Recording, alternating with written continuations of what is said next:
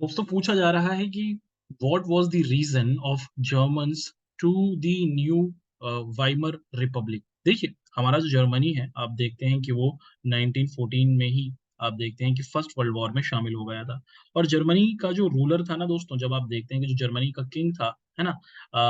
वो आप देखते हैं कि 1918 में जब जर्मनी हार जाता है तो वो देश को छोड़कर, कंट्री को छोड़ के भाग जाता है। अब कंट्री को चलाने वाला तो है नहीं कोई।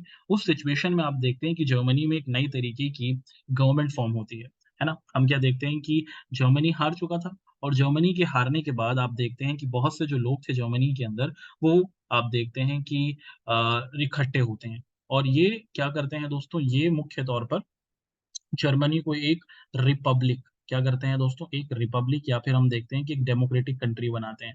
यानी कि जर्मनी का वो अपना कॉन्स्टिट्यूशन होगा और जर्मनी में इलेक्शंस होंगे और जो वहाँ पर मोनार्की थी, उसको खत्म किया जाता है।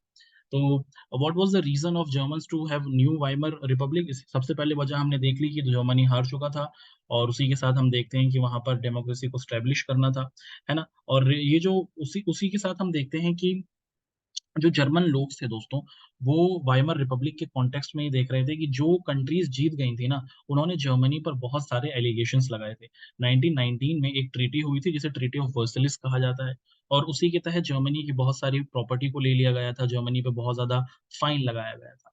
तो आप देखते हैं कि it became the target to attack के जो जर्मन्स थे, वो बिल्कुल भी पसंद नहीं कर रहे थे कि पहले तो हमारा किंग हमें छोड़ के भाग गया, उसके बाद फिर ये जो नई गवर्नमेंट आई है ना? ये जो नई डेमोक्रेटिक गवर्नमेंट आई है, ये जीते हुए देशों के साथ वो बना रही है रिलेशंस और अपनी ज़मीन दे रही है उनको, उनको फ़ाइन दे रही है। तो इन सभी वजह से आप देखते हैं कि जो वाइमर रिपब्लिक बनाया गया था जर्मनी में 1918 के बाद, उससे लोग बहुत ज़्यादा खुश नहीं थे। दे वर अनहैपी, है ना? वो बिल्कुल भी पसंद नहीं थे क्योंकि उनकी कंट्री का मज़ाक बनाया जा रहा था और ये जो नई गवर्नमेंट थी, ये इसको सँभाल नहीं पा रही थी। तो all the above answer are right.